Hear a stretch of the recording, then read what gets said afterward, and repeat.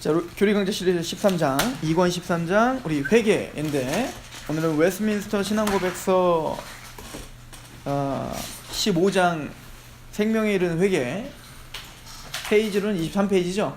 이걸로 다 대신하겠습니다. 오늘은 회개에 대한 이야기.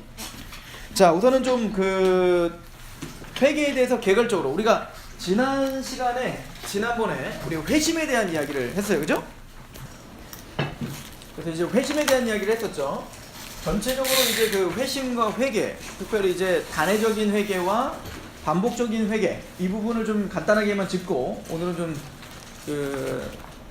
이 웨스트민스터에서 다루고 있는 내용을 쭉 훑고, 그리고 좀 이해가 안 가는 부분이랄지 그런 부분들을 같이 좀 나누고, 그리고 질문도 하고 그렇게 할게요.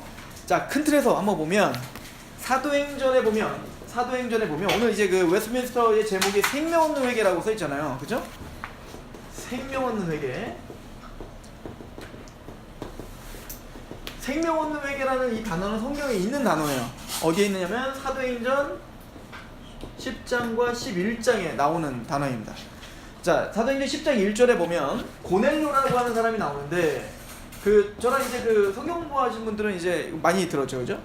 고넬료라고 하는 사람이 있는데, 고넬료는 사도행전 나중에 10장에 다 보세요. 그냥 시간 관계상 빨리빨리 진행할게요. 고넬료는 첫 번째 이달리아대 백부장이라고 이야기를 하고, 또 이 사람은 온 집안으로 더불어, 그러니까 이 고넬료는 백부장이니까 로마 사람, 로마 장군인 거죠. 그리고 이 사람은 온 집으로 더불어 경건했고 또 하나님을 경외했어요. 경건했고 하나님을 경외했어요. 경건하다는 게 뭘까요? 하여튼 경건해. 딱 봐도 경건해. 그리고 하나님을 경외. 이 하나님을 경외한다는 거는 예를 들어서 이 반대말로 한다면 사람을 두려워하는 거죠. 그러니까 사람을 두려워하지 않고 하나님 앞에 하나님을 두려워하며 하나님을 의식하며 사는 거예요. 이게 하나님을 경외하는 거죠. 게다가 이 사람의 경건과 이 사람의 하나님의 경외는 단순히 보여지는 어떤 형식적인 것을 넘어 진지했던 것 같아요. 그래서 실제적으로 나의 어떤 만족을 위한 경건이 아니라 이 사람은 구제도 많이 했다로, 네 번째는 그래서 구제를 많이 했다. 그러니까 구제를 많이 했어요. 진심되게. 또 다섯 번째로 이 사람은 항상 기도했다. 즉 항상 기도했다는 것은 기도를 열심히 했다는 얘기죠. 진실되게. 그리고 항상 그렇게 기도를 했다 이렇게 표현하고, 그리고 여섯 번째는 환상도 봤다 이렇게 표현했어요. 자, 그런데 지금 사도행전 10장에는 이렇게 하나님을 경외하고 하나님께 경건하고 그리고 구제도 자, 그런데 이것이 고넬료를 구원하게 할 수는 없다. 그러니까 여기 저는 이런 사도행전 10장 11장의 이 이야기가 기독교의 핵심이 무엇인지를 보여주고 있는 거예요. 기독교는 단순히 어떤 표면적인 어떤 열심이랄지 어떤 행위랄지 어떤 진심이랄지 이런 것들은 물론 중요한 거죠. 너무너무 중요하죠. 나중에 이제 구원받은 이유가 그게 너무 중요한 얘기인데, 그러나 그런 어떤 것도 우리를 구원시킬 수 없다 이거예요. 그럼 우리를 구원시킬 수 있는 유일한 방편은 뭐냐? 그러니까 하나님이 환상 중에 고넬료에게 와서 뭐라고 했냐면, 너는 요빠에 가서 베드로를 청해라 하는 거예요. 요빠, 그 당시 이제 요빠라는 곳에 시몬 피장인의 집, 시몬, 베드로도 시몬인데 이름이 원래, 근데 다른 시몬이요. 그 시몬이 피장이에요. 피장인은 이제 가죽으로 이제 뭐 가방도 만들고 뭐 옷도 만들고 이러겠죠. 이게 원래 이제 시몬 피장인의 집이라는 것은 부정한 사람이에요. 왜냐면 가죽을 만드는 거가 당연히 시체를 계속 만져야 되잖아요. 가죽 짐승을 죽여서 만들어야 되니까. 그래서 원래 부정한 자인데, 베드로는 그래도 부정했던 시몬네 집에 와 있는 걸 보면 그래도 참 많이 트여 있게 된 거죠. 자, 그럼에도 불구하고 베드로가 요빠에서 꿈을 꾸죠. 어떤 꿈을 꿨냐면 위에서 보자기가 내려오는데 그 보자기가 왔더니 부정한 짐승이 가득하더라. 그죠? 그 부정한 짐승이 가득해서 하나님 뭐라고 해? 잡아먹어라 이렇게 된 거예요. 근데 이 베드로가 어떻게 부정한 걸 내가 먹습니까? 나는 한 번도 그렇게 부정한 걸 먹은 적이 없습니다. 나 그렇게 보지 마십시오 이렇게 된 거예요. 하나님 먹어라 그랬더니 못 먹습니다. 먹어라 못 먹습니다. 먹어라 못 먹습니다. 이걸 3번이나 이제 왔다 갔다 하다가 하나님이 그냥 쑥 가지고 올라가세요. 그런데 그렇게 딱 깼는데 그때 고넬료가 보낸 하인이 베드로에게 도착을 해서 우리 주인이 당신 오라고 하옵니다 이렇게 된 거예요. 그래서 그때 베드로가 깨달은 게 있죠. 하나님이 부정한 짐승을 잡아 먹으라 했던 것은 이제 구약 시대에는 부정하다 정하다, 부정한 날이 있고 부정한 또 거룩한 날이 있고 부정한 사람이 있고 또 거룩한 사람이 있고 부정한 음식이 있고 거룩한 음식이 있고 뭐 이렇게 다 정해져 있었잖아요. 그러니까 이 부정하다라는 것이 다 어떻게 됐다, 이제 허물어지고 없어졌다요. 이걸 나중에 이제 그 에베소서는 뭐라고 표현하고 있냐면, 예수 그리스도의 십자가로 그 막힌 다음에 허물어져서 이제 유대인이나 이방인이나 다 같이 한 복음 가운데 나갈 수 있게 됨을 이제 이야기하는 것과 같죠. 그러니까 이방인에게도, 부정하다고 생각했던 이방인에게도 최초로 복음이 전파된 게 바로 이 고넬료에게 전파되는 겁니다. 그래서 이 베드로가 이 말씀을 깨닫고 그거에 순종하여 고넬료의 집에 가서 그 하나님이 고넬료에게 천사를 통해서 뭐라고 말했냐면, 너는 요빠에 가서 베드로를 청해서 구원 얻을 말씀을 들으라. 뭘 들으라? 무슨 말씀? 구원 얻을 말씀을 들어라. 구원 얻을 말씀은 뭘까요? 복음이죠. 그러니까 고넬료는 경건했고 하나님을 경외했고 구제도 많이 했고 환상도 받고 기도도 했고 뭐 최선을 다해 살았지만 그는 구원을 제대로, 복음을 제대로 몰랐던 거죠. 그래서 천사가 또 하나 우리가 여기서 알아야 되는 건 뭐라고 했어요? 천사가 제 아무리 천사일지라도 절대 복음을 전할 수 있는 특권이 있다 없다? 없다요. 누구만 전할 수 있죠? 우리입니다. 우리. 구원받은 하나님의 백성들만 복음을 전할 수 있는 특권이 있죠. 천사들도 절대 복음을 전할 수 없습니다. 그러니까 굉장히 영광스럽고 영화로운 거죠.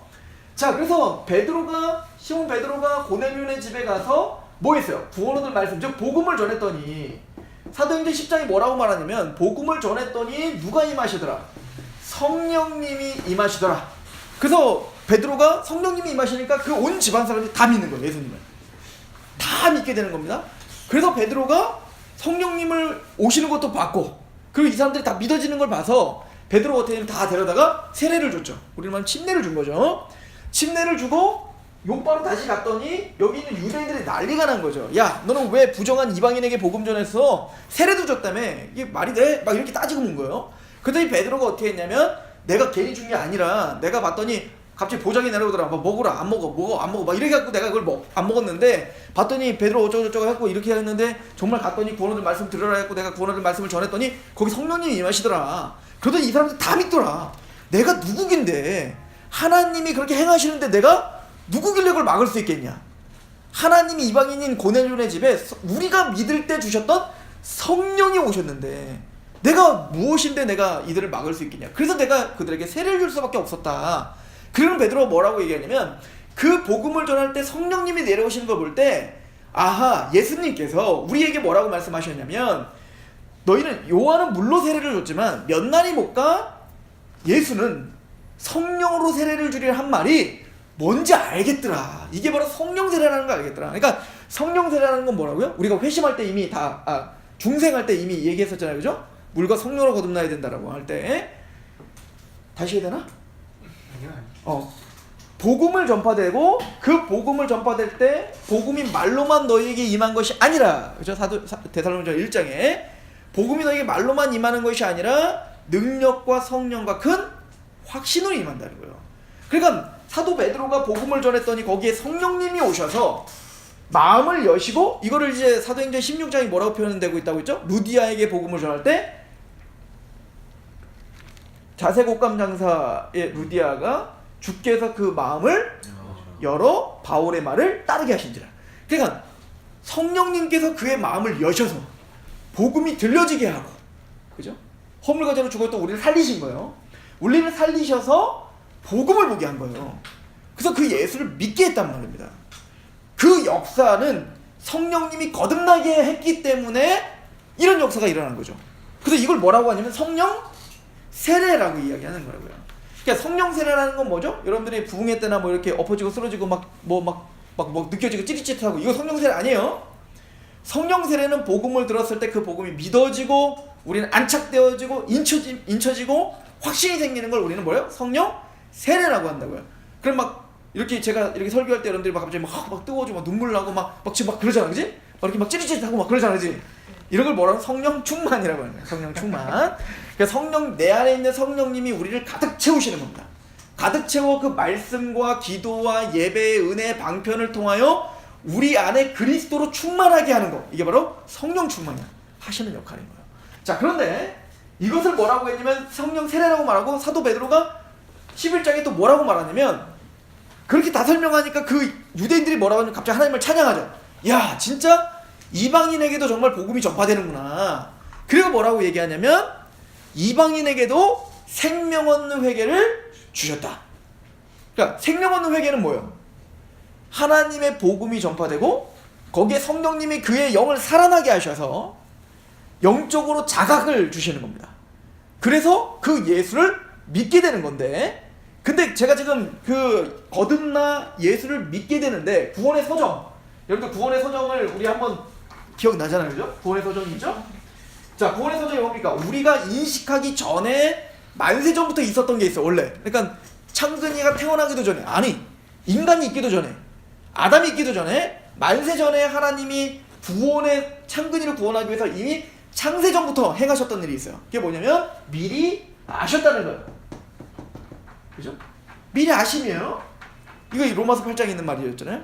그리고 미리 아시고 미리 정하셨어요. 예정하셨습니다. 언제? 에베소서 1장 4절에 창세전에 누구 안에서? 그리스도 안에서 우리를 예정하사, 이렇게 된 거죠.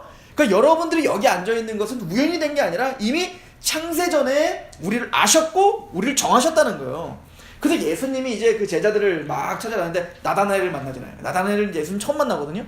예수님도 나다나엘 처음 만나고, 그다음에 나다나엘이 네가 참으로 참된 이스라엘이구나 딱 그러잖아요. 그러니까 나다나엘이 나 알아요? 이렇게 된 거잖아요. 그러니까 예수님이 알지, 네가 무화과나무 밑에 있을 때 내가 널 알았노라, 이렇게 된 거죠. 갑자기 막 깜짝 놀래갖고, 왜냐면 무화과나무 잎은 뭐냐면 그 유대인들이 기도하던 장소였어요. 그러니까 네가 기도할 때 나는 너를 이미 알았다. 이게 무슨 얘기죠? 네가 나를 몰랐지만 나는 하나님으로서 너를, 네 기도할 때 나는 이미 너의 기도를 들었고 나는 너를 알았다, 이 얘기를 하고 계시는 거죠. 그러니까 전제하셨다는 거예요. 하나님은 원래 계셨고 그리스도 안에서 우리를 어떻게 하셨다? 아셨고 예정하셨다, 이 얘기예요. 이것은 사실은 우리가 경험할 수 있는 게 아니죠. 우리가 있기도 전에 하나님이 예정하신 거기 때문에. 그럼 우리가 미리 아시고 하나님이 정욕기를 예정하셨다는 걸 우리가 어떻게 알 수 있죠? 이게 데살로니가전서 1장에 있는 말씀이었던 거예요. 너희들의 택하심을 아노라. 어떻게? 복음이 너에게 말로만 임하는 게 아니라 능력과 성령과 큰 확신으로 임하는 걸 통해서 너희가 정말 만세전에 미리 아시고 예정됐다는 걸 난 알아, 이렇게 되는 거예요. 그래서 우리가 경험하는 구원의 다음 단계는 뭐냐? 이제부터는 이제 이 현 세계에서 이제 우리가 경험하는 구원의 단계인데, 첫 번째는 뭐였어요? 바로 부르심입니다. 그죠? 부르심입니다. 하나님이 우리를 부르셨다는 겁니다. 어떤 부르심? 외적 부르심. 다 기억나죠? 외적 부르심이에요. 외적 부르심은 뭐예요? 데살로니가 후서 2장에 봤더니 뭐라고 합니까? 너희를 복음으로 불렀다, 이렇게 표현합니다. 그러니까 복음이 우리에게 들려진 것이 뭐예요? 하나님의 부르심이죠. 그러니까 복음을 들었다는 것만큼 한 것만으로도 하나님 기적적으로 우리를 부르신 겁니다. 그래서 에베소서 1장 13절에 뭐라고 말하냐면 그 안에서 구원의 복음을 듣고요. 그러니까 우리가 복음을 들은 것도 우연이 아니라 누구 안에서? 그리스도 안에서 들은 거다, 이렇게 말하는 거죠. 그래서 외적 부르심을 받을 뿐만 아니라 그 다음 뭘 받아요? 내적 부르심이 있죠.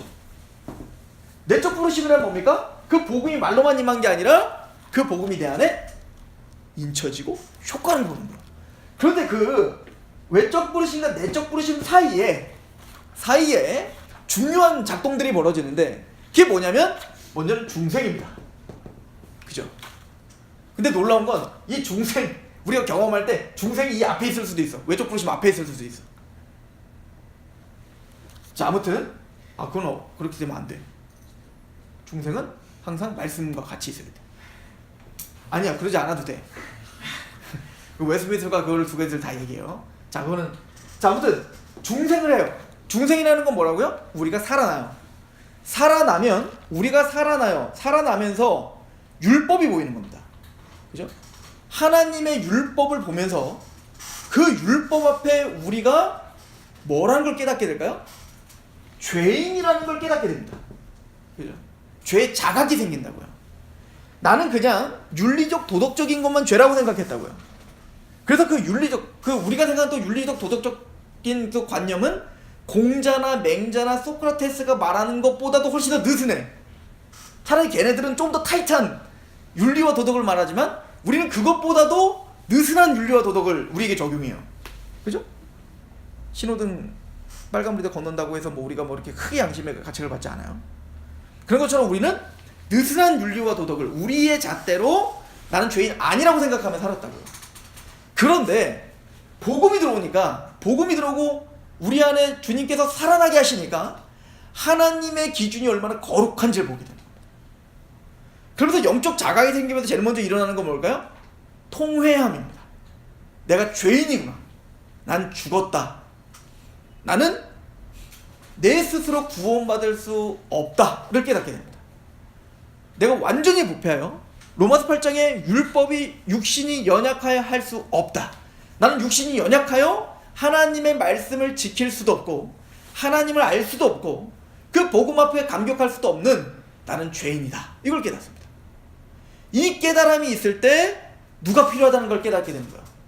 그때 이제는 율법 외에 하나님의 한 의가 나타났으니 믿음으로 주신 하나님의 의니 차별이 없다요. 그 복음의 말씀이 들렸을 때 그 말씀이 이제 나의 길이요 진리요 생명임을 알게 되는 겁니다. 이게 중생할 때 그런 일이 벌어지는 거예요. 중생하지 않으면 이게 깨달아질 수 없는 겁니다. 그럼 다른 말로 여러분들이 회개하며 예수 그리스도를 믿게 된 건 이미 성령님이 우리들 안에 어떻게 하고 있다는 거예요? 중생하게 하셨다는 겁니다. 그래서 우리는 예수를 믿게 돼요. 그래서 중생하면 뭐가 일어나요? 회개가 일어납니다. 회개가 일어난 다음에 뭐가 날까요? 믿음이 생기겠죠. 그죠? 그러면 그 믿음으로 말미암아 뭐가 생겨요? 의롭다? 칭함. 이신칭의를 이신칭해야 되는 거예요. 내가 의롭다움을 받게 되는 겁니다. 그리고 이신칭의가 되자마자 우리는 뭐 하는 거예요? 성화의 과정으로 들어가는 겁니다. 이게 이제 구원의 서정이죠. 그리고 성화하고 영화롭게 되는 것까지 되는 겁니다. 그러니까 생명 얻는 회개란 뭐냐면 총체적으로 내가 타락했다는 걸 인식하는 거예요. 그래서 하나님, 예수 그리스도가 아니라면 나는 구원받을 수 없는 죄인입니다를 깨달아 그 앞에 자복하는 거. 이게 뭐예요? 회개고 회심이에요. 그러나 이 회개와 회심이라는 단어의 특징은 유턴입니다. 유턴이라고요. 그러니까 회개, 회심이라는 단어가 돌이키다 이런 거예요. 돌이키다 이런 말이에요. 이를 에스겔서 18장 30절에 보면 돌이켜 회개하고 모든 죄에서 떠날지어다 이렇게 표현해요. 그러니까 회개라는 단어는 뭐라고요? 돌이켜 회개하고 내가 이런 죄인입니다. 하는 내가 이렇게 죽을 수밖에 없는 죄인입니다. 하는 것마다 죄입니다. 말하는 것마다 죄입니다. 하는 것마다 이렇게 이기적입니다. 이걸 알고 돌이켜 모든 죄에서 떠날지어다. 이게 회개입니다. 자, 그럼 뭐냐? 회개는 간단합니다.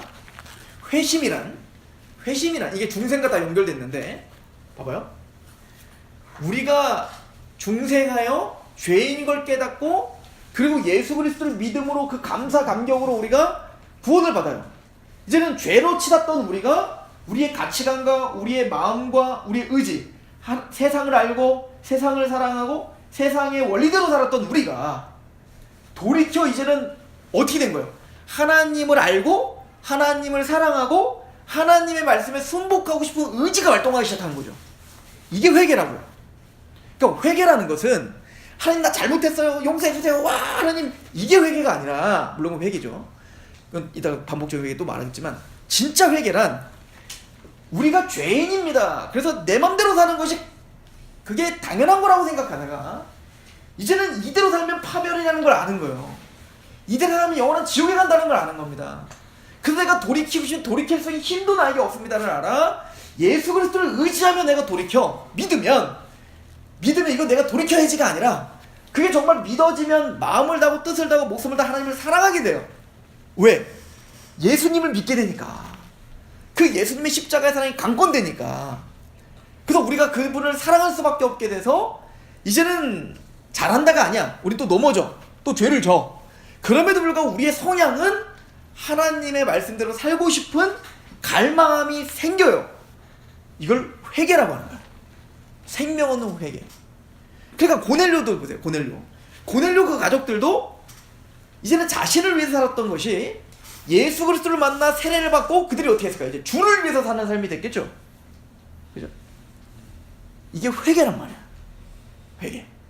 그러니까 예배가 없던 사람들이 예수를 믿음으로 이제는 뭐요? 나를 영화롭게 하고 나를 치장하고 내 자랑을 했었던 사람들이 이제는 예수를 믿었더니 하나님을 영화롭게 하고 싶어하고 하나님께 예배드리고 싶어하고 무엇보다 우선순위를 하나님께 두고자 하는 갈망함과 열망함이 생기게 되게 하는 원동력이 뭐냐면 회개란 얘기예요. 이게 회심입니다. 이게 회개입니다. 그죠? 오늘날 그런데 이런 회개와 회심을 강조하지를 않고 있는 게 문제입니다. 항상 복음이 왕성하게 이렇게 전파되고 왕성하게 힘있게 살았던 시대는 이 회심을 굉장히 강조했어요. 이게 바로 개혁주의 청교도 시대가 그랬죠. 그냥 교회를 오고 가는 게 구원이 아니다는 걸 분명히 한 겁니다. 어떤 형식이 구원을 줄 수 없다는 걸 분명히 하는 겁니다. 그래서 성령님의 도우심을 구하고 그 성령이 중생케 하여 우리를 회개케 하시는 은총으로 초대했던 거죠. 초청하고 했던 것이죠. 그렇죠? 이게 단회적인 회개입니다. 이게 생명 얻는 회개예요. 그렇죠? 근본적인 거죠. 그러면 이렇게 단회적으로 예수 그리스도를 믿게 되어 이제는 하나님을 사랑할 수밖에 없게 되는 이 단회적인 회개를 한 사람은 이제는 회개할 필요 없나요? 아니죠. 창근이가 예수님을 믿어 이제는 내가 주를 위해서 살고 싶어 라고 하는 열망함으로 이곳에 앉아있지만 그래서 지금 말씀을 듣는 이 시간에는 맞지 그래야지 라고 곰곰이 생각하고 있지만 집에 가서 또 이제 자취방에 가서 유민이가 또 뭐라고 야단치면 또 이제 화가 나는 거 아니에요? 그러니까 우리는 또 죄를 지을 수밖에 없는 연약한 존재들이에요. 그래서 사도 바울이 뭐라고 했냐면 자 이거를 제가 간단하게 하는 거예요. 우리가 이제 회개에 대해서 이미 했었으니까 로마서 1장과 로마서 7장을 비교해서 설명한 거 기억나시죠? 안 했나? 자 로마서 1장이 뭐였어요? 로마서 1장 1절부터 로마서 1장부터 3장 20절까지 죄에 대해서 이야기했었습니다. 그죠? 그래서 사도 바울이 제일 먼저 로마서에 복음을 전파하면서 뭐를 깨닫게 하고 싶었던 겁니까? 죄를 설명합니다. 하나님의 거룩한 율법의 기준이 무엇인지 설명해서 모든 유대인, 이방인 모든 인류가 죄인이라는 것을 심각하게 그리고 굉장히 구체적으로 설명을 하고 있었어요. 그래서 이게 바로 구원의 어떻게 보면 순서와 같은 거예요. 사도 바울이 보기에는 그 율법을 통해 만약 이제 성령님으로 거듭나게 되면 우리가 이런 죄인이라는 걸 깨닫게 됩니다. 그리고 가장 중요한 건 로마서 3장 이제 3장에 가보면 우리는 모두 하나님의 심판대 아래 서게 됐다는 거예요. 그리고 뭐죠? 율법에 행하면은 구원받을 수 없으니 율법은 죄를 깨닫게 합니다. 그러니까 성령님에게 거듭난 사람은 그 율법을 통해서 구원받으려고 하는 것을 다 포기합니다. 구원받을 수 없다는 걸 알기 때문에. 그래서 이제는 난 죽었네 라고 할 때 로마 3장 21절에 이제는 이 복음이 되는 거죠. 그래서 이제는 이렇게 꽉 막혀 이제는 죽을 수밖에 없다라고 생각하는 나에게 이제는 율법의 하나님의 은혜가 나타났다. 그리고는 21절부터 쭉 뭐라고 합니까? 하나님께서 예수를 믿음으로 말미암아 화목제물로 세우셨으니 이는 저를 믿는 자에게 간과하심으로 그죠? 믿음으로 화목제물로 전해지는 자를 간과하심으로 하나님의 의로우심을 드러내셨고 하나님만 의로우실 뿐만 아니라 그를 믿는 자도 의롭다 하려 합니다. 그러니까 우리가 의롭다함을 받을 수 있는 유일한 길은 뭐다? 믿음밖에 없다. 이걸 설명했죠. 그런데 이 믿음으로 구원받는 것은 언제? 4장에 누구도 아담도 아브람도 그리고 다윗도 그냥 구약부터 신약까지 모두가 다 믿음으로 의롭다함을 예수님을 믿음으로 의롭다함을 받는 거지 구약의 어떤 선지자도 다른 방법으로 의롭다함을 받는 사람이 없다요. 왜냐면 하나님이 우리에게 구원을 받을 수 있는 유일한 길은 믿음입니다. 그래서 믿음으로 의롭다함을 받는 거다. 그런데 그 믿음으로 의롭다함을 받는다는 것은 단순히 교리가 아니라 단순히 지식이 아니라 우리가 믿음으로 의롭다함을 받았으니 또한 하나님과 더불어 화평을 누리자. 또한 하나님이 장차 우리에게 주실 그 소망을 바라보며 즐거워요. 이걸 뭐라고 했죠? 하나님의 나라는 먹는 것과 마시는 것에 있는 게 아니라 성령 안에서요. 의와 평강과 희락이요. 이뿐만 아니라 우리가 환난 중에도 즐거워하나니 환난은 인내를 인내는 연단은 소망을 이루는 줄 알미라. 우리가 그런데 이렇게 힘든 삶을 살아가는데 왜 우리가 그 소망이 부끄럽지 않을까? 성령님이 하나님의 그 사랑을 끊임없이 부어주시기에 우리가 환난을 이겨낼 수 있다, 이 얘기인 거죠. 그럼 성령님이 우리 안에 부어주는 사랑이 뭔데? 우리가 원수 되었을 때에 하나님께서 그의 아들을 내어주심으로 하나님의 사랑을 확증하셨다. 즉 예수님의 십자가의 사랑은 우리를 의롭다 하실 뿐만 아니라 우리의 모든 삶을 끌고 가는 견인차와 같아요. 그래서 그 성령님을 통해서 하나님의 사랑이 우리 안에 부어져 우리는 환난 중에도 즐거워할 수 있게 하는 능력이 있다. 그러므로 5장, 내일 이제 설교인데, 이것은 아담 때부터 이미 이것이 유일한 방편이었다, 이거예요. 이거는 아브라함과 다윗 때가 아니라 이미 아담 때부터 이 이신칭의 그 교리가 이미 있었다. 그래서 한 사람의 범죄함으로 우리가 많은 사람들이 죄인 된 것처럼 한 사람의 순종하심으로 우리가 다 의롭다함을 받았다. 그러므로 우리는 죄의 종로로 타겠느냐, 은혜 아래 종로로 타겠느냐? 우린 모두가 은혜 아래 종로로 타게 하는 자들이다. 그러니까 우리가 믿음으로 구원받았다는 건 그 은혜에 감격하여 그 은혜가 이제 우리를 어떻게 하는 사람들이다, 지배하는 사람들이다. 왜 그런가? 6장에 보니까 우리는 세례를 받았기 때문이다. 세례가 뭔데? 예수님이 십자가에 죽었을 때 나도 그와 신비한 연합으로, 나도 그와 연합되어 내가 죽었다, 이걸 믿는 거야. 중생에서 이걸 깨닫는 거예요. 예수님이 십자가에 죽었을 때 내가 죽었습니다. 이 죄된 나는 죽었고 예수님이 부활했을 때 나는 이제 하나님을 향하여 예수님과 함께 살아난, 나는 새로운 존재요, 새로운 피조물입니다. 고린도후서의 얘기를 보면 나는 새로운 피조물입니다.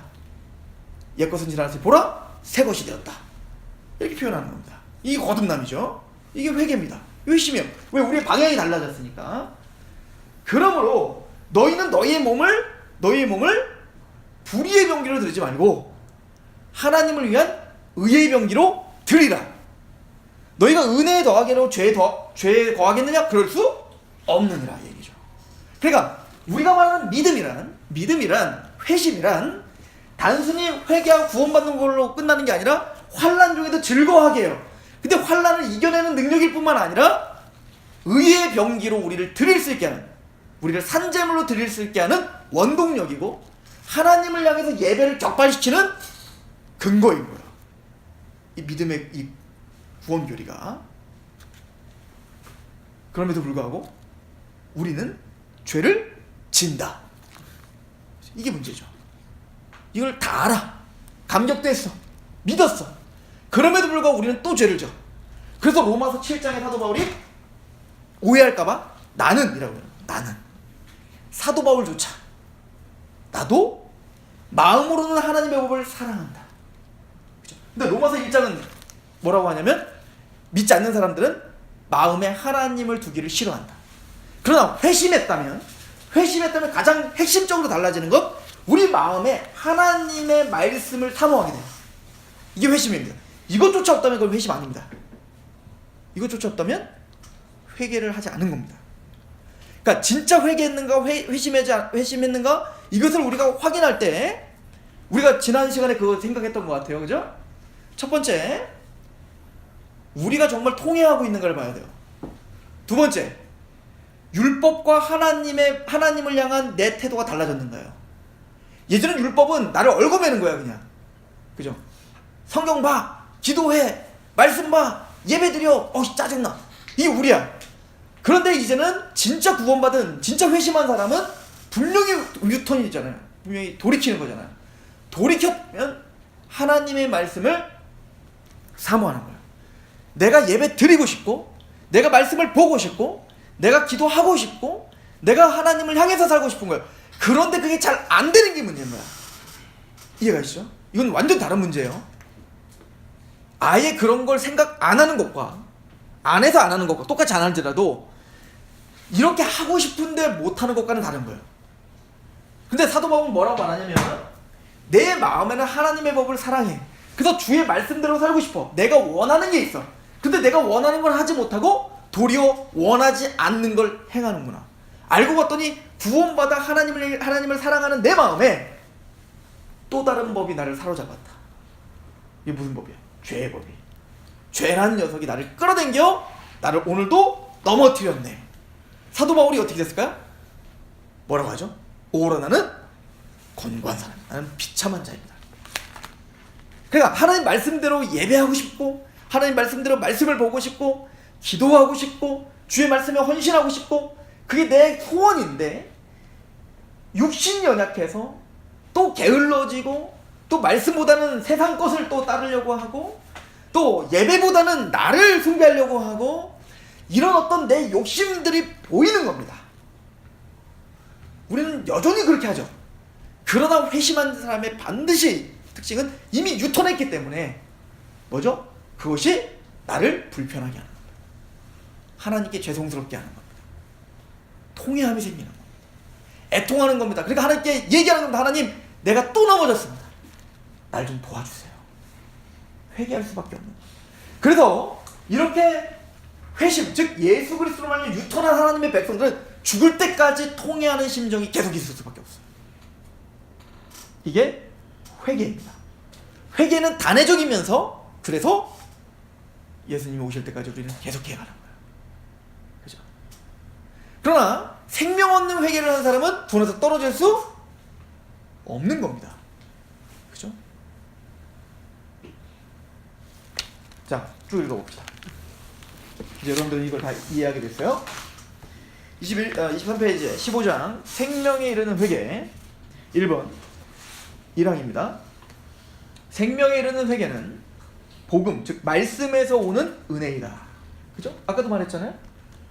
성령님이 우리를 거듭나게 하실 때 말씀과 성령을 통해서, 그러니까 물과 성령을 통해서 거듭나는 거 아닙니까? 그래서 성령이 우리를 거룩하게 하면 뭐를? 하나님의 율법이 보이고 예수 그리스도를 알게 되고, 이게 다 지금 뭘로 다 우리에게 말해주는 거예요? 말씀이죠. 복음이죠. 말씀이 없으면 우리가 어떻게 하나님의 율법을 알 수 있으며, 말씀이 없으면 어떻게 우리가 예수님의 이야기를 알 수 있겠냐고요. 그래서 회개는 말씀에서 오는 은혜인데, 이 회개의 교리는 그리스도를 믿는 신앙의 교리의 경우와 마찬가지로 모든 복음의 사역자들에 의해 전파돼요. 무슨 얘기죠? 믿으십시오, 믿어야 천국입니다 라고 말하는 것과 더불어 함께 그걸 강조하는 만큼 뭐도 강조해야 돼요? 이 회심도 강조해야 돼요. 회개도 강조해야 되는 거예요. 너무너무 중요한 거기 때문에 그렇습니다. 그죠? 그러니까 우리가 오늘날 복음주의에서 복음 전도를 사실은 우리가 원래부터 갖고 있던 신앙 고백대로 하지 않고 있는 겁니다. 당신은 하나님이 당신을 위한 계획이 있습니다. 당신이 예수께만 오면 당신은 하나님의 놀라운 일들을 보게 되실 겁니다. 당신의 그런 고통과 육체적인 어려움, 물질적인 어려움 예수님이 해결해 주실 겁니다. 그러므로 나오게 예수님을 믿읍시다. 믿기만 하면 하나님의 자녀가 됩니다. 이게 맞는 얘기일까 틀린 얘기일까요? 반은 맞고 반은 틀린 겁니다. 그죠? 그래서 문제인 거예요. 거기는 회개와 회심이 없습니다. 회개하라, 천국이 가까웠다 라고 하는 말이 없죠. 여러분, 우리는 보통 이렇게 얘기를 하는데요. 복음을 하나님이 당신을 초청합니다 이렇게 표현하죠. 하나님은 우리를 초청한 적이 없습니다. 하나님은 우리를 초청하지 않습니다. 복음이란 우리를 초청하는 게 아니라 명령입니다.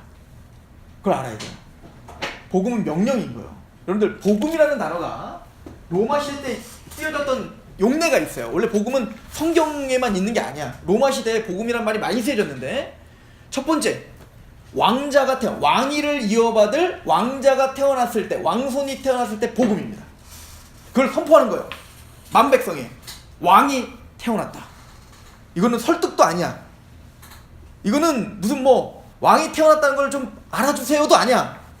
그냥 왕이 태어났다야. 거기 굴복하라는 겁니다. 또 하나는 이 언제가 복음이냐면 로마 군대가 적군을 완전히 부숴버리고 승리하여 그 승리의 소식을 선포하는 것이 복음이에요. 내가 승리할 수 있도록 도와주세요가 복음이 아니야. 내가 승리한 걸 좀 믿어주세요가 복음이 아니야. 이미 승리했어. 믿건 말건 승리했다 이거예요. 마찬가지로 예수님의 십자가로 우리의 죄가 사함받았다는 것은 명령입니다. 그러므로 왕 앞에 와, 너의 모든 죄를, 은혜롭고 자비로우신 만왕의 왕이 자기 아들을 죽이면서까지 너희를 구원하셨으니 너는 이를 믿고 돌이켜 회개하라. 무릎 꿇어라. 이게 복음이라고요. 근데 우리는 복음을 잘못 전하고 있는 거죠.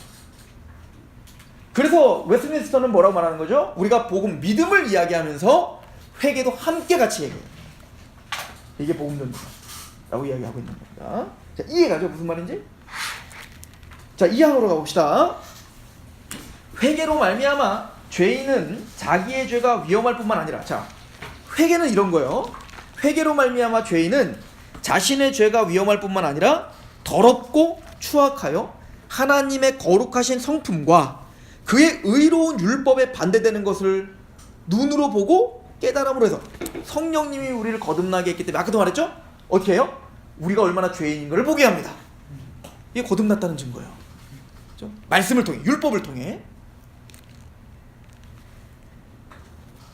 또한 회개하는 자에게 그리스도 안에서 하나님이 긍휼을 베푸신다는 것을 깨닫게 될 때, 이것도 깨닫는 겁니다.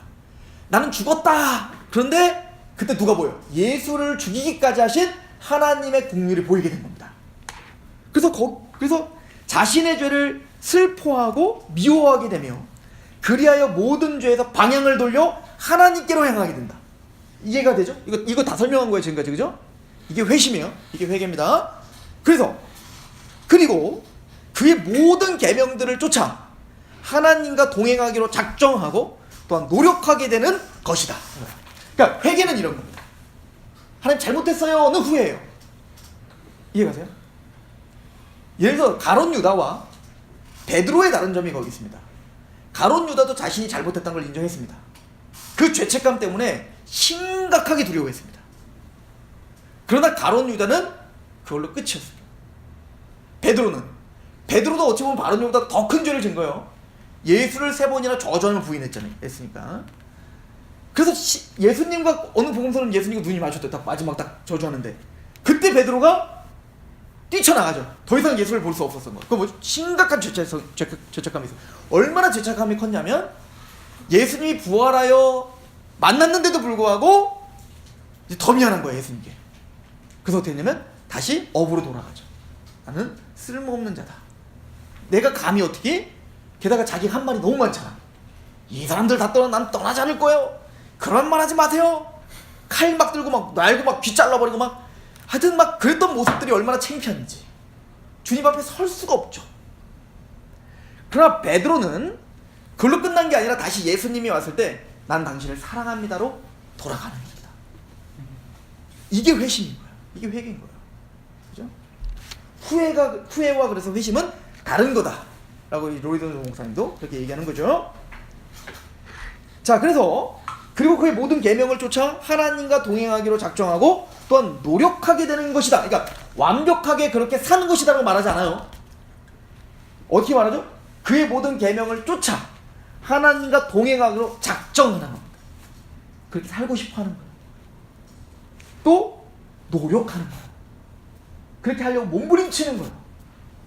이게 회개한 자의 특징이죠.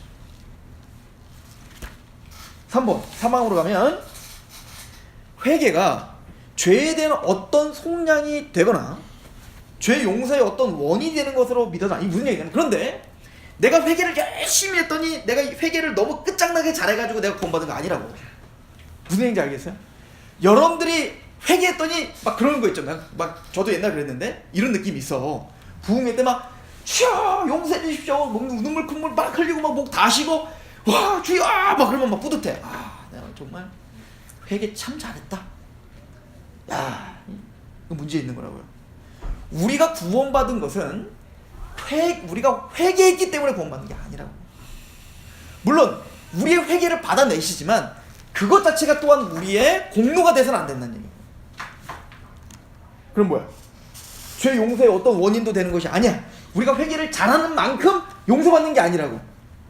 여러분들이 막 눈물을 10바가지 쏟으면 용서가 더 많이 이루어지고, 여러분들이 그냥 무미건조하게 용서를 구하면은 뭔가 그런 좀 덜한 이런 거 아니라고요. 회개는 우리가 구원받았다는 어떤 반응이지 그 회개 자체가 우리를 구원시켜주는 어떤 능력도 없습니다. 이해가세요? 그럼 뭐예요? 보니까 죄사함은 그리스도 안에서 하나님이 값없이 베풀어 주신 은혜의 행위일 뿐이에요.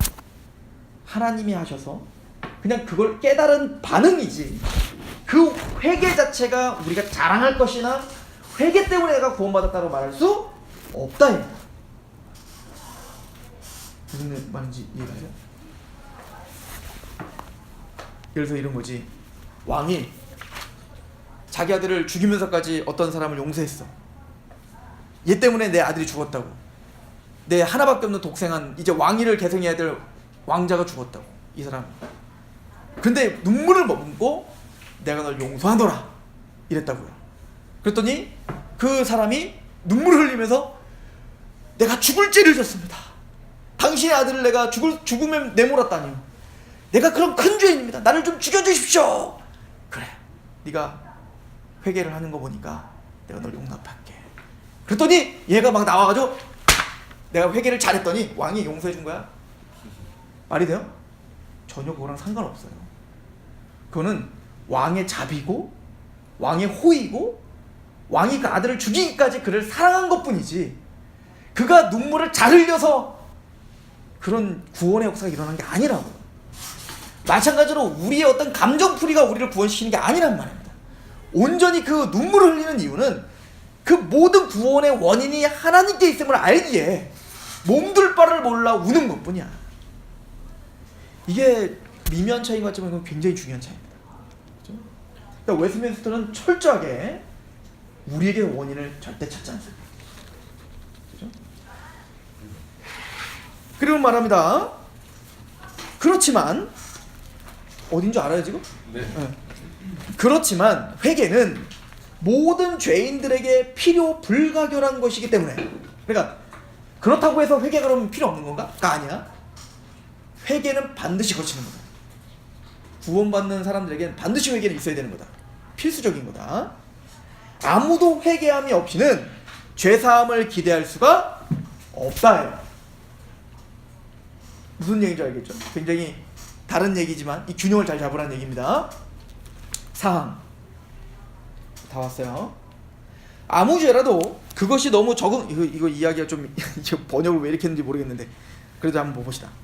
아무 죄라도 그것이 너무 적은 것이기 때문에 정죄를 받지 않아도 되는 죄가 없는 것처럼. 이해했어? 역시 지금 공부 중이라 이 머리에 잘 돌아가는구나. 자, 이거 간단하게 말해서 그 어떤 작은 죄라도 다 정죄받는다 이 얘기. 우리가 생각해서 무슨 적은 죄, 큰 죄 이런 거 없다. 아무리 사소한 죄라도 정죄밖에 합당한데 이 정죄는 어떤 정죄일까요? 죽을 죄다. 죽을 죄. 그러니까 우리는 죽을 죄 하면 뭐만 생각나요? 죽을 죄. 죽을 죄를 졌습니다. 그럼 어떤 죄야? 거짓말 정도는 괜찮지. 그냥 어떤 죄? 막 누구를, 사람을 때리고 막 죽이고 막 간음을 저지르고 막 이런 것만 죽을 죄라고 생각하잖아.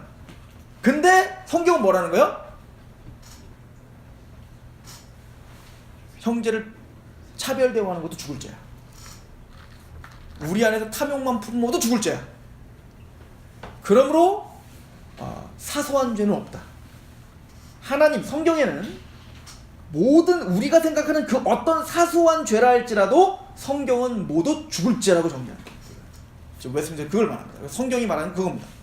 이거를 야고보가 뭐라고 하냐면 1만 가지 율법을 지키다가 한 가지만 어겨도 우린 죄인입니다. 이거를 갈라디아서는 뭐라고 하냐면 모든 율법을 항상 지켜야 된다. 항상 모든 율법. 거기에 사소하고, 이거 왜 그러냐면 카톨릭이 뭐라고 얘기했냐면 큰 죄와 작은 죄를 나눴거든요. 대죄와 소죄가 있다. 그런 거 없다 이거야. 하나님 앞에서는 다 죽을 죄다. 그러니까 우리는 미친 듯이 죽을 죄를 짓고 사는 거야. 그냥 죽어 마땅하죠. 이게 성경이 말하는 거야. 이걸 인정하는 거야. 그러나 또 반대적인 얘기인데, 아무 죄라도 그것이 너무 크기 때문에 참으로 회개하는 자들에게 정죄를 가져오는 죄는 없다. 머리 아파, 그죠? 뭔 말이냐면 구원받은 하나님 백성들에게 이제 진짜 회심을 했다면 우리를 구원해서 떨어뜨릴 만한 큰 죄는 없다. 어떤 죄도 우리를 지옥에 갈 수 없게 갈 수 있게 할 수 없다. 자, 무슨 말인지 자, 이게 이제 첫 번째는 어떤 거였어요? 어떤 사소한 것도 죽을 죄다 이거예요. 그러나 아까는 또 반대로 뭐라고요? 근데 어떤 큰 죄도, 우리가 생각하는 어떤 큰 죄라 할지라도 용서받지 못할 죄는 없다. 다 용서받을 수 있다. 회개만 한다면. 그죠? 하나님의 용서만 있다면 다 용서받을 수 있다. 그 대표적인 사람이 누구예요? 다윗이죠. 다윗은 간음했어요. 그것도 남의 부인을 간음했어요. 간음할 뿐만 아니라 또한 거짓 증거하기 위해서, 그 간음한 걸 숨기기 위해서 그 남편 우리아를 죽여버렸어요. 진짜 나쁜 놈이죠. 그렇잖아요? 자기의 잘못을 가리기 위해서 죄가 죄를 또 낳은 거죠. 그러나 그 다윗의 죄도 용서받았습니다. 그것이 다윗의 구원을 흔들 수 없었습니다. 성경은 그걸 우리에게 설명해 주죠. 그러므로 하나님의 그 은혜와 그 은총을 가로막을 수 있는 죄는 없다. 그 모든 죄를 하나님의 은혜가 이긴다. 그러므로 주님께만 나오면, 회개만 한다면 주님은 어떤 죄도 용서 못할 죄가 없다요. 이게 성경의 하나님입니다. 그러면 이제 성경을 좀 보는 사람들은 이렇게 딱 얘기해야 돼요. 근데 용서받지 못할 죄가 있다고 하던데요? 이렇게 되는 거죠. 그죠? 자, 우선 요한일서 갑시다. 오늘 이것만 하면 되는데, 요한일서 5장 16절, 이게 좀 오래해요.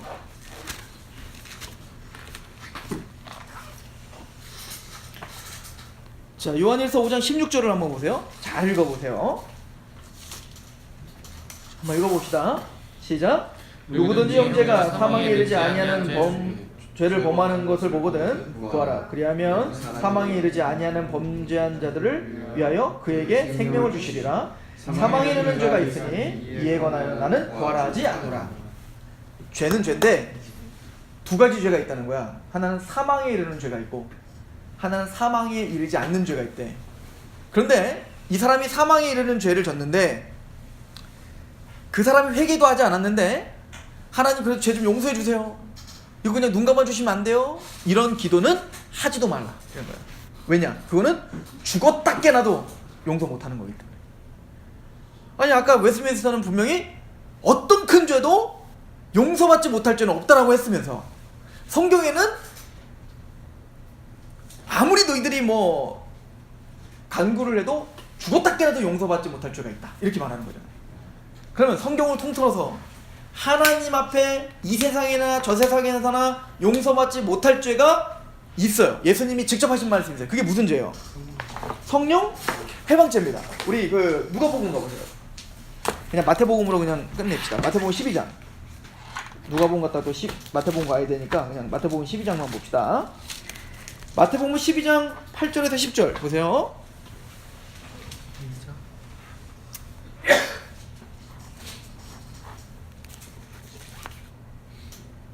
31절. 12장 31절. 자, 제가 한번 읽을게요. 그러므로 내가 너에게 이르노니 사람에 대한 모든 죄와 모독은 사하심을 어때? 성령을 모독하는 것은 사하심을 얻지 못하겠고, 또 누구든지 말로 인자를 거역하면, 예수님을 거역하는 건 용서받을 수 있는데 누구든지 말로 성령을 거역하면 이 세상과 오는 세상에서도 사하심을 얻지 못해요. 예수님을 거역하는 건, 예수님의 말을 거역하는 건 용서받아. 근데 성령님의 말을 거역하면 용서 못 받아. 어느 정도로 용서를 못 받냐면 이 세상에서도 용서 못 받고 저 세상에서 용서 못 받아. 이건 용서받을 수 있는 죄가 아니야. 그럼 이걸 성령 해방죄라고 합니다. 우리는 여기서 좀 여러 가지가 좀 이상한데, 첫 번째, 어떻게 예수님 말을 다 용서받는데 어떻게 성령님 말은 또 용서 못 받지? 이게 좀 이해가 안 가는 거예요. 자, 그 이유는 간단합니다. 지금 어떤 문맥에서 하는 얘기냐면 예수님이 귀신을 내어 쫓았어요. 병든 자를 고쳤다고요. 그래서 마태복음 전체의 어떤 그 흐름은 뭐냐면 마태복음 8장부터 병든 자들 막 그 문둥병자를 고치고 혈루병 여인을 고치고 또 중풍병자를 고치고, 사실 문둥병자와 혈루병 여인은 율법에서 뭐라고 하냐면 부정한 자의 대표입니다. 그러니까 부정하다예요, 부정하다. 그런데 주님을 만나니 그가 주님을 갈급하여 주님을 붙잡으니 주님께서 그들의 질병을 고쳐주세요. 이 모든 걸 보고 마태복음 8장에 뭐라고 하냐면 이 모든 말씀들이 이사야서 53장의 말씀이 성취됐다 이렇게 표현해요. 이사야서 53장이 뭐라고 써있냐면 그가 채찍에 맞음으로 너희가 나음을 입었다. 그러니까 이사야서 53장은 그렇게 이스라엘 백성들이 머리끝부터 발끝까지 성한되고 어슬만고 얻어 터지고 질병 가운데 있는데 그 질병은 죄의 질병이죠 사실은.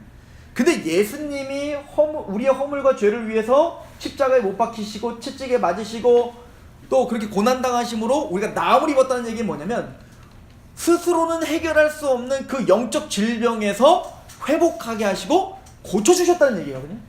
그런 것처럼 지금 예수님은 진짜 아픈 자들을 고치시면서 뭘 지금 설명하는 거냐면 내가 바로 이사야에서 예언한 너희가 스스로 헤어나올 수 없는 영적 질병을 고쳐줄 자야 라고 선언하고 있는 거예요. 그리고 로마서 마태복음 8장에 그 질병 고치는 장면이 나오고 마태복음 9장에 어떤 얘기가 나오냐면 이제는 중풍병자가 이제 그 친구들이 막 데리고 오는 거 있잖아요. 막 어느 그 사람 쥐붕 뚫었다 뭐 이렇게 나오는데 그 중풍병자가 오는데 지금까지는 예수님이 병자를 고칠 때 혜성아 눈을 떠라 이렇게 하면 눈 떴다고요. 그런데 지금은 이제 갑자기 네가 믿음이 너 죄사했다 이러는 거예요. 그랬더니 그 바리새인들이 생각을 했어. 쥐가 뭔데 무슨 죄를 사해? 그거 하나님만 하실 수 있는 건데. 그랬더니 그 생각을 딱 읽고 내가 죄사할 권세 있다 어쩔래 막 이렇게 된 거예요. 지금 예수님 뭘 얘기하는 거죠? 그 얘기를 하고 병을 고쳐주신단 말입니다. 즉 내가 지금 병 고쳐주는 거는 병을 고쳐주기 위한 병 고침이 아니라 그 병 고침의 진짜 근원의 이야기는 뭐냐면 나는 죄사하는 권세가 있다는 겁니다. 그러니까 너희의 진짜 질병은 죄다 얘기합니다. 그 죄가 너희를 부정하게 했고 그 죄가 너희를 얽어매었고 너희는 죄의 종이다 이 얘기인 겁니다.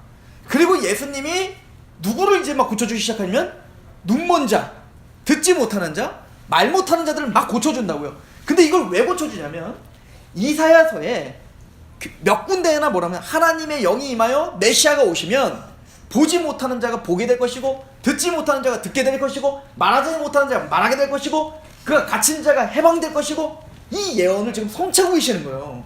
그래서 지금 눈을 뜨게 함으로 우리는 모두 아까 뭐 다 말한 거 너는 영적 질병, 죄의 지금 질병에 있어.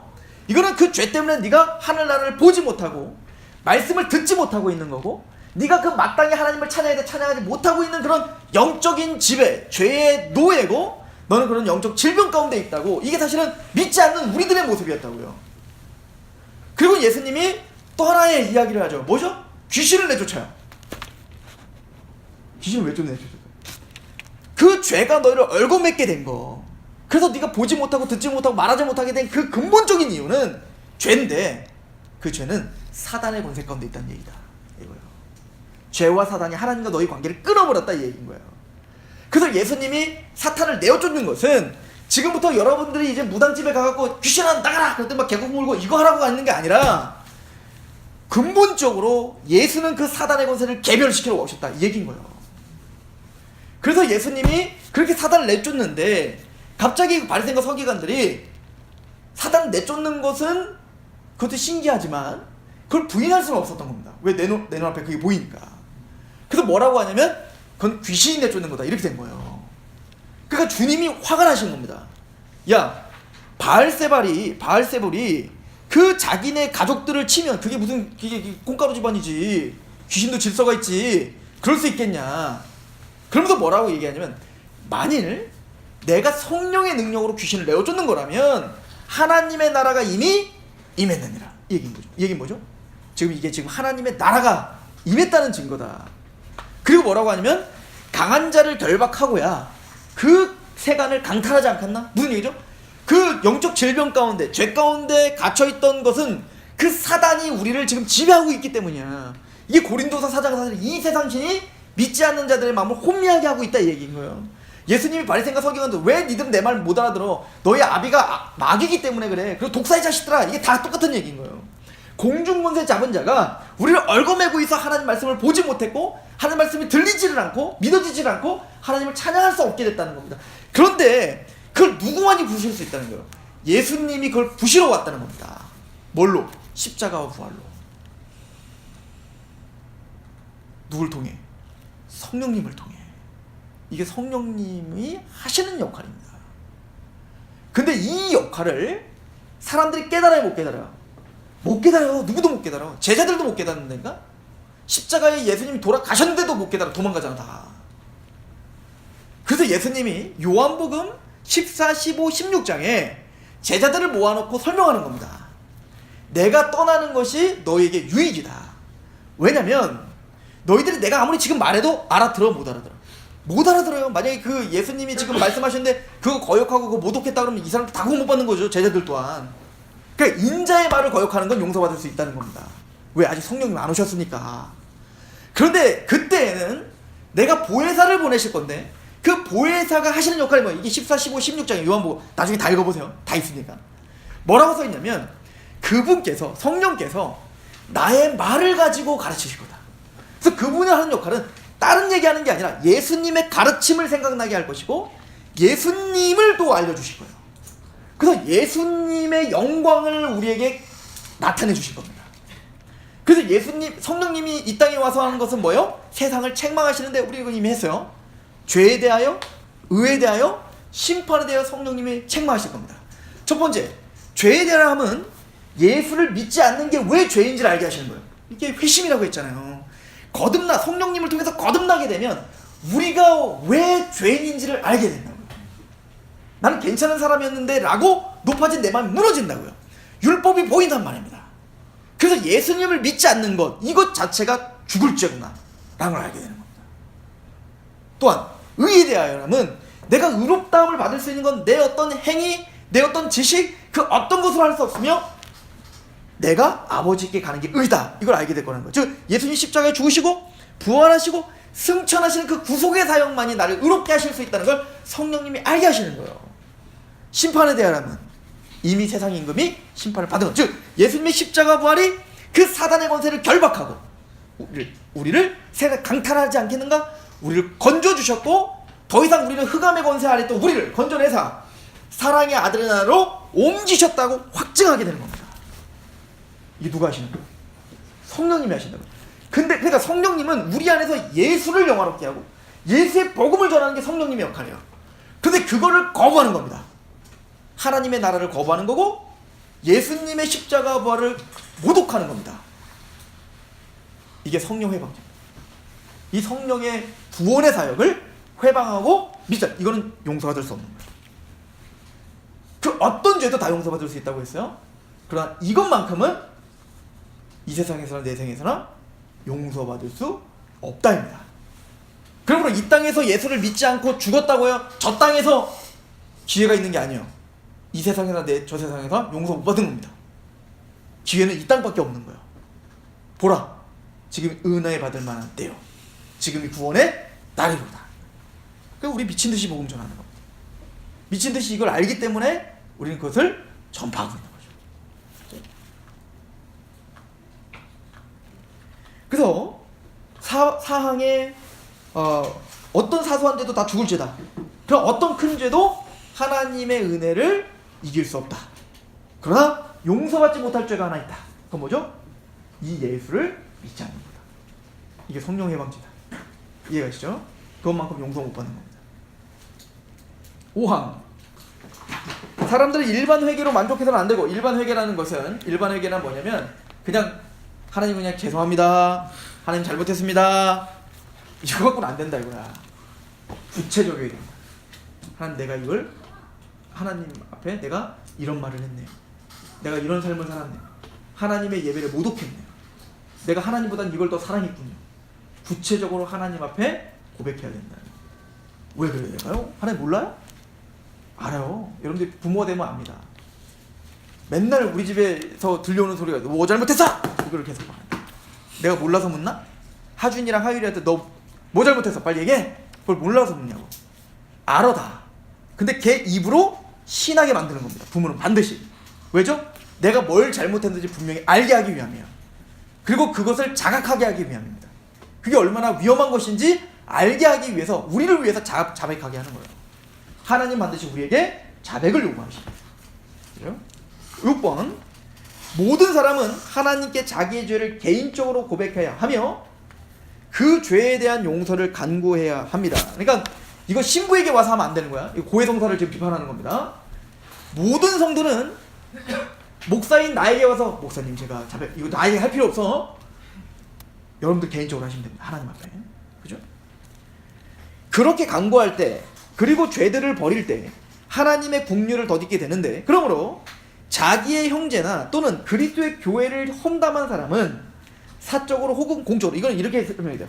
예를 들어서 내가 장훈이한테 잘못했어. 그러면 내가 하나님께 회개했다로 끝나는 게 아니라 누구에 가서 용서를 구해야 돼요? 장훈이한테 공개 자백하라 이거야. 근데 내가 장훈이한테 잘못한 걸 그냥 갑자기 교회 조복조복 나와가지고 예배 시간에 제가 사실 자백할 게 있습니다. 장훈이의 돈을 내가 훔쳤습니다. 이럴 필요 없다고. 괜히 시험 들어. 이해가요? 근데 공적으로 자백해야 될 때가 있어요. 뭐죠? 예를 들어서 내가 교회 공금을 횡령했어. 그럼 어떻게 될까요? 조용히 재정집사에 가서 나 공금했는데 죄송합니다. 안 되지. 교회에 나와서 죄송합니다. 내가 교회 공금을 횡령했습니다. 내가 책임지겠습니다. 정말 죄송합니다. 공적으로 잘못한 건 공적으로 자백하고, 사적으로 잘못한 건 사적으로 자백하는 겁니다. 그렇죠? 이게 회개의 마땅한 태도예요. 그러니까 여러분들 그 밀양 같은 영화 있잖아요. 그 영화 알죠? 예를 들어서 밀양에서 이제 그 전도연이 아들이 있었는데 아들을 죽인 살인범이 그것 때문에 막 삶을 막 포기할 정도로 너무너무 힘들었는데 교회를 다녔더니 거기서 하나님을 만나고 은혜를 받아서 그래 내가 용서하겠다는 힘이 생겼습니다. 그래서 감옥에 갔더니 그 사람에게 내가 당신을 용서하겠습니다라는 말을 하고 싶어서 하려고 하는 찰나 그 사람이 뭐라 하면 난 이미 용서받았습니다. 난 이미 하나님 날 다 죄사해 주셨습니다. 그런 단단히 걸어 들어가. 거기서 신앙이 뭐지? 이렇게 하는 거예요. 간단합니다. 그럼 구원 못 받은 겁니다. 그건 진짜 회개하는 거 아니에요. 진짜 회개했다면 어떻게 하죠? 미친 듯이 거기서 자복해야죠. 진짜 미안하다. 이게 진짜 구원받은 사람의 태도죠. 이게 진짜 회개한 사람의 태도죠. 간단합니다. 그 사람은 진짜 구원받은 게 아니에요. 참되게 회개한 게 아니라고요. 그렇죠? 그 얘기를 하는 거예요. 우리 신앙은 바로 이런 겁니다. 그렇죠? 나 혼자 그냥 죄사함 받고 하는 거 아니에요. 자, 그래서 그러므로부터 볼게요. 요한일서 1장 9절. 그러므로 자기의 형제나 또는 그리스도의 교회를 험담한 사람은 사적으로 혹은 공개적으로 자기의 죄를 기꺼이 고백하며 통회하고 손상을 입은 사람에게 자기의 회개한 것을 보여주어야 하는, 그러니까 밀양은 잘못된 거지 걔는. 그렇게 되면 그들은 그 사람, 회개한 사람과 화목하게 해야 하며 사랑으로 그를 영접해 주어야 합니다. 교회는 그러면 그렇게 진짜 정말 자복하는 게 확실하고 그 열매가 분명히 드러난다면 교회는 사랑으로 그를 받아주어야 하는 거다. 그런데 좋은 게 좋은 거라고 회개도 하지 않았는데 그냥 받아주는 건 아닙니다. 이거는 그의 영혼을 위해서라도, 그래서 번징이라는 게 있습니다.